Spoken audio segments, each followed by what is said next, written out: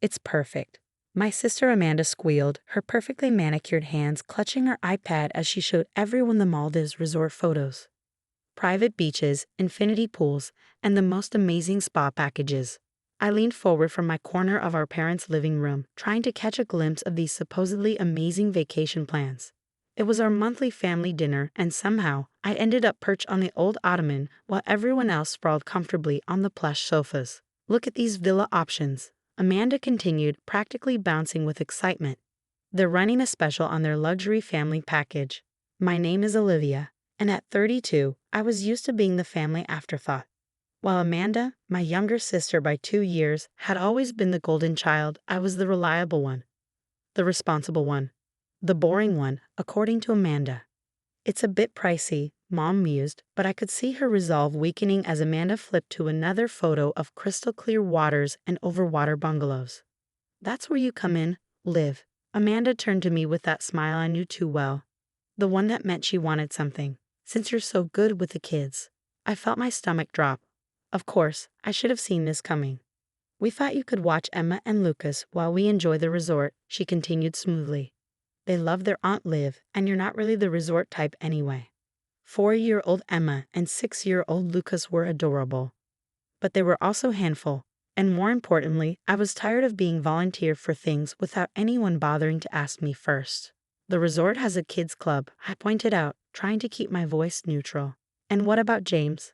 I asked, referring to her husband. Amanda waved her hand dismissively. James deserves a break too. He works so hard, and the kids can be challenging.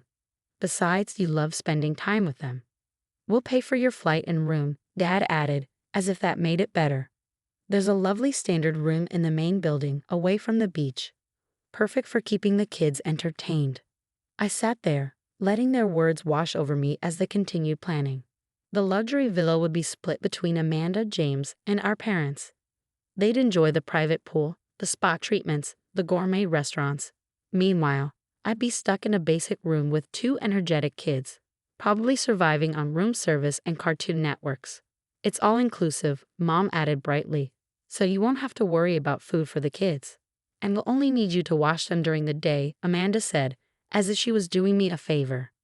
Maybe some evenings when we have the adults-only excursions planned. Oh, and during our sunset cruise. You don't mind, right?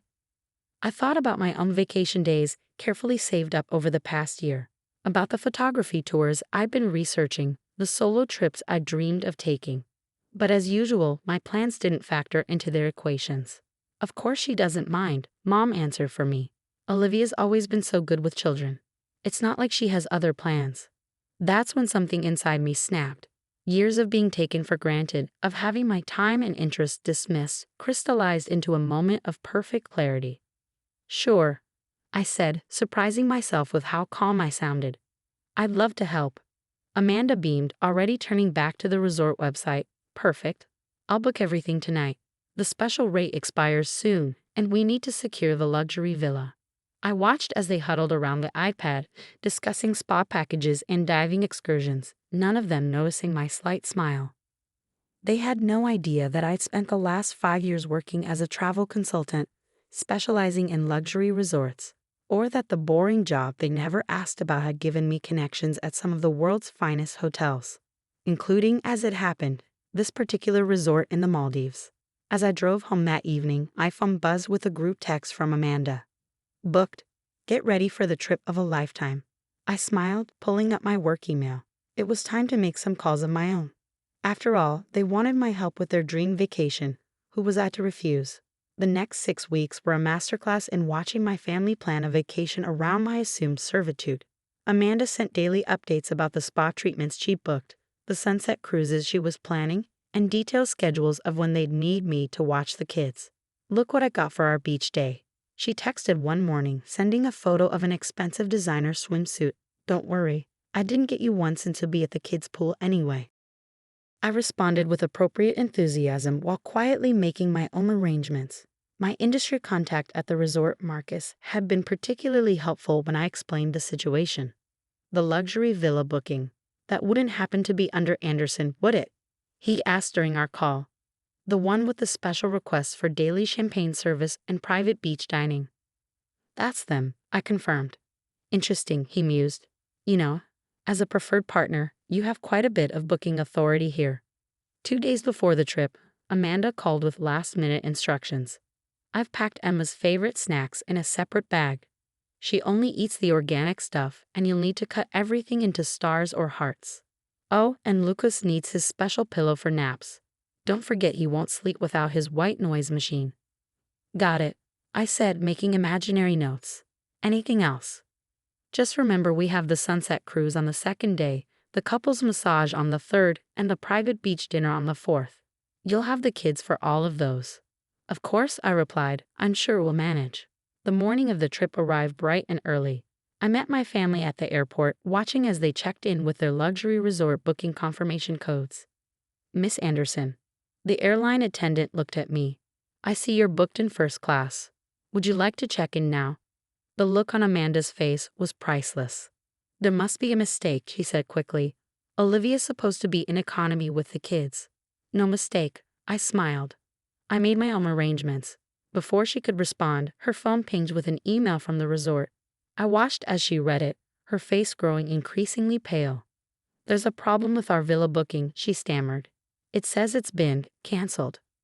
Oh, that's unfortunate, I said, adjusting my carry-on bag. You might want to check your spa reservations too, and the sunset cruise. I hear those can be quite tricky to rebook during peak season. What did you do? Amanda demanded, her voice rising. I helped with the vacation planning, I replied simply. Just like you wanted. By the way, I should mention, I won't be able to watch the kids after all. I've booked myself into a different resort on a private island. The photography there is supposed to be amazing. Mom and Dad rushed over, their faces concerned as Amanda showed them the cancellation emails. But we'll lose our deposit, Mom sputtered. Actually, I said, as a luxury travel consultant, oh, did I never mention that's what I do? I was able to get that refunded. You'll see it in your account in 3 to 5 business days. You're a what? Dad asked, finally looking at me properly. A luxury travel consultant. I plan high-end vacations for clients. I've been doing it for 5 years now. Not that any of you ever asked. The realization of what this meant slowly dawned on their faces. All those connections, all those exclusive bookings they'd been so excited about. I could have helped them properly if they'd just asked instead of trying to turn me into their personal babysitter. But what about the kids? Amanda asked weakly. I took the liberty of booking them into the resort's award-winning kids program, I said. Full-day activities, trained child care professionals, amazing facilities. Much better than being stuck in a basic room with their aunt. James can thank me later. Speaking of James, my brother-in-law was looking at me with something that might have been respect. He'd never been fully comfortable with how his wife and my parents treated me. My flight's boarding soon, I said, checking my watch. I hope you all have a wonderful trip. I know I will. The photos started flooding into our family group chat 3 days into the vacation. Not from Amanda or my parents, but from James. Pictures of Emma and Lucas having the time of their lives at the kids' club, building sandcastles with other children, learning basic snorkeling in the shallow pools, and creating local crafts. The kids' program is incredible, he texted privately. They're actually enjoying themselves instead of being cooped up in a hotel room. I should have stood up to Amanda about this earlier. Meanwhile, my parents and sister had been downgraded to standard rooms, their luxury villa booking irretrievably lost. The spa was fully booked, the sunset cruise canceled, and their dreams of a private beach dinner replaced with regular restaurant reservations. This is all your fault, Amanda had texted on their first day. You ruined everything. I didn't respond. I was too busy enjoying my own paradise. My resort, a boutique property on a neighboring island, was everything I'd dreamed of. I spent my mornings photographing spectacular sunrises, my afternoons exploring coral reefs, and my evenings editing photos in my overwater villa. On day 5, I received an unexpected call from Mom. Olivia, she said, her voice uncharacteristically hesitant. I've been looking at your Instagram. I've been posting daily photos of my adventures, something my family had apparently never bothered to follow before. These pictures they're extraordinary, she continued. I had no idea you were so talented, or that this was what you did for a living. You never asked, I replied simply. The silence on her end spoke volumes. "We've been terrible, haven't we?" she finally said. "Taking you for granted, assuming you just go along with whatever we planned. I saw the rates for the villa you're staying in. You're doing really well for yourself." "I am," I confirmed. "I've built a successful career, Mom. I help people plan amazing vacations, the kind where everyone gets to enjoy themselves, not just some of the family." I heard her sigh. "Your father and I, we owe you an apology. And Amanda, well, she's struggling with some realizations of her own." As if on cue, my phone buzzed with another message. It was a photo from James, Amanda sitting on their standard room's small balcony, looking at my latest Instagram post with tears in her eyes. "She finally gets it," his message read. "What it feels like to be left out, to have your vacation dreams dismissed. The kids keep asking to show her their crafts from the club, but she's too embarrassed to admit you arranged something better than she could." The next day, I received an email from Amanda. No accusations, no demands, just 3 simple lines. "I'm sorry, I've been a terrible sister. Can we talk when we get back?" During their final days at the resort, something shifted.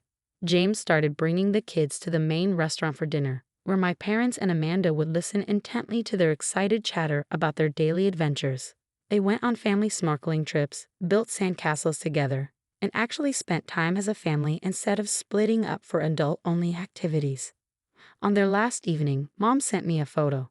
They were all on the beach, Amanda, James, the kids, and my parents, smiling genuinely at the camera. "Wish you were here," she wrote. "Really here, as part of the family, not as our convenient childcare solution." I smiled, looking out at my own spectacular view. "Maybe next time," I replied, "if it's properly planned, with everyone's enjoyment in mind."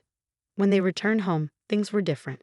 Amanda showed up at my apartment with a bottle of wine and tears in her eyes. We talked for hours, really talked, for the first time in years, about my career, my passions, her assumptions, and her regrets. "I don't know when I became this person," she admitted. "So entitled, so dismissive of you. Those days at the resort, watching the kids have the time of their lives in a program you arranged, it made me realize what an amazing aunt you've always been, and what a terrible sister I've been in return." 6 months later, we were all sitting in my living room, planning another family vacation. This time, everyone's preferences were considered, activities were planned together, and most importantly, no one was taken for granted. "We were thinking Hawaii," Mom said, showing me the resorts she'd researched. "But we wanted your professional opinion first, for all of us to enjoy together." I smiled, pulling out my laptop. "Let me show you what I can arrange." Sometimes it takes a dramatic gesture to change long-established family dynamics. But as I sat there, helping my family plan a vacation we would all enjoy together, I knew the lesson had finally been learned.